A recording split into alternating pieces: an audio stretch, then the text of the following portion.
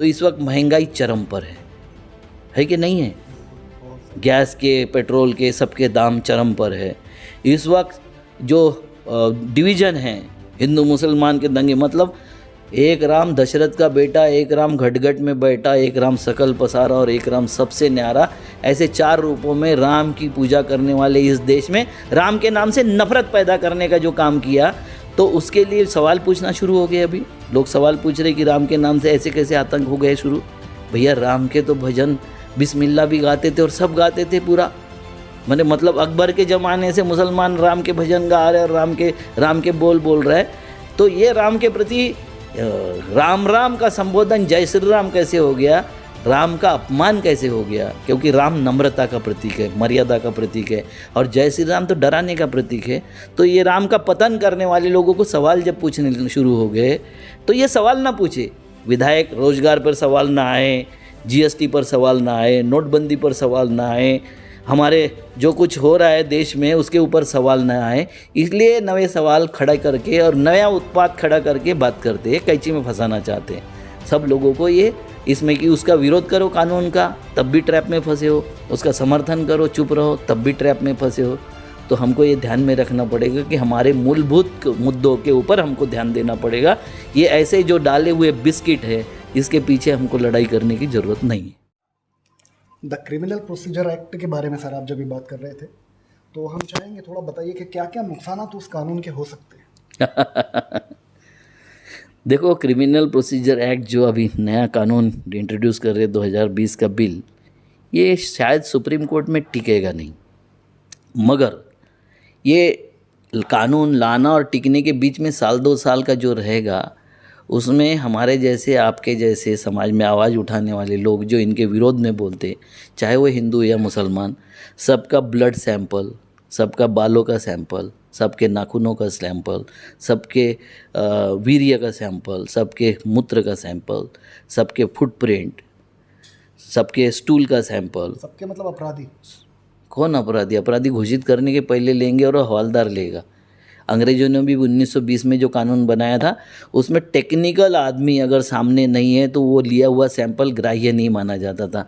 ये कानून में तो ऐसा कुछ नहीं है।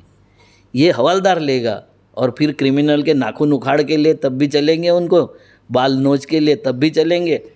सबसे खतरा ये है कि इसको रखने का जिसको दिया है वो सेंट्रल एजेंसी है, और वो सेंट्रल एजेंसी 80% काम आज ही आउटसोर्स करती है।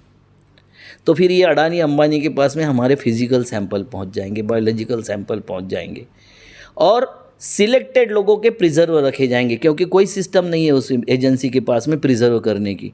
वो जो नॉन बायोलॉजिकल है उसको ही प्रिजर्व नहीं करती, आउटसोर्स करती, तो बायोलॉजिकल का तो कोई सवाल ही नहीं है। और उसका उपयोग कहाँ किया जाएगा, कब किया जाएगा, उसको स्टोर कितने दिन रखा जाएगा, किस वास्ते लिया जा रहा है, क्या कारण है लेने का, उसके लेने का जो सैंपल है, अंगूठे का सैंपल 50 तरीके से लिया जाता है, घुमा घुमा के भी लिया जाता है, तो कौन से एंगल से होगा, उसका फॉर्मूला क्या होगा, उसका पर्टिकुलर नियम क्या होगा, कुछ नहीं है उस कानून में। तो जितने लोग हैं ऐसे आंदोलक, सबके सैंपल लेके कल आपके ऊपर भी किसी बलात्कारी का सिक्का लगा के आपको जेल में डाल देंगे। फिर क्या होगा? फिर ये होगा कि छूटना आपको पड़ेगा, क्योंकि आपका वीर्य का सैंपल उनके पास में है, आपका डीएनए का सैंपल उनके पास में है, आपका खून का है। वो सिलेक्टेड लोगों के बराबर प्रिजर्व रखेंगे, और ऐसे अनेक गुनाहों में, जैसा पेगासिस में उन्होंने वो जो ये था 1 जनवरी का कार्यक्रम, उसमें फंसा दिया सबको, उसी तरीके से ये फंसाने का पूरा नियोजन है। ये देश पुलिस स्टेट बनने के लिए प्रयास कर रहे हो कि पुलिस स्टेट बन जाए, और उसके लिए चाइना से ट्रेनिंग लेके आरएसएस के 250 लोग आए हुए, 250 लोग गए थे, जो 16 से प्रक्रिया शुरू हुई वहाँ भेजने की। तो ये पूरा पुलिस स्टेट बना देंगे। उसके लिए हर सीएम ऑफिस में वो लोग बैठे हुए, जो ट्रेनिंग लेके आए हुए सीएम ऑफिस में बैठे, हर मिनिस्ट्री में वो लोग बैठे हुए, और उसके लिए वो प्रयास कर रहे हैं कि सारा पुलिस स्टेट बन जाए। आपके पीछे आपके पिताजी जासूसी करे, आपके पिताजी के पीछे आपकी माताजी जासूसी करे, आपके पीछे आपके बच्चे जासूसी करे, घर में सब एक दूसरे की जासूसी करे, और सरकार को सारे भेद देते रहे। इसके लिए आपकी प्राइवेट लाइफ तबाह करने का ये जो बिल रहा है वो शायद नहीं टिकेगा, मगर उसके पहले जैसे ही आपने गुनाह किया और आपको अरेस्ट करके ले गए, तो पहले जो नियम था अंग्रेजों का वो ये था कि आपको अगर क्रिमिनल घोषित करती है सरकार मतलब कोर्ट, तो आपके सैंपल लेते थे। आज वो प्रोविज़न इन्होंने हटा के आपको अरेस्ट किया कि आपका सैंपल ले लो, ये सारे सैंपल आपके ले लो, इस तरीके का प्रोविज़न उसमें है। और ये बहुत घातक है आने वाले समय में। जिस तरीके से ऐसे कानून लाके, ये कानून लाने का उद्देश्य क्या है, क्या ज़रूरत थी इस वक्त कानून लाने? तो इस वक्त महंगाई चरम पर है कि नहीं है? गैस के, पेट्रोल के, सबके दाम चरम पर है। इस वक्त जो डिवीज़न है हिंदू मुसलमान के दंगे, मतलब एक राम दशरथ का बेटा, एक राम घटघट में बैठा, एक राम सकल पसारा और एक राम सबसे न्यारा, ऐसे 4 रूपों में राम की पूजा करने वाले इस देश में राम के नाम से नफरत पैदा करने का जो काम किया, तो उसके लिए सवाल पूछना शुरू हो गए। अभी लोग सवाल पूछ रहे कि राम के नाम से ऐसे कैसे आतंक हो गए शुरू।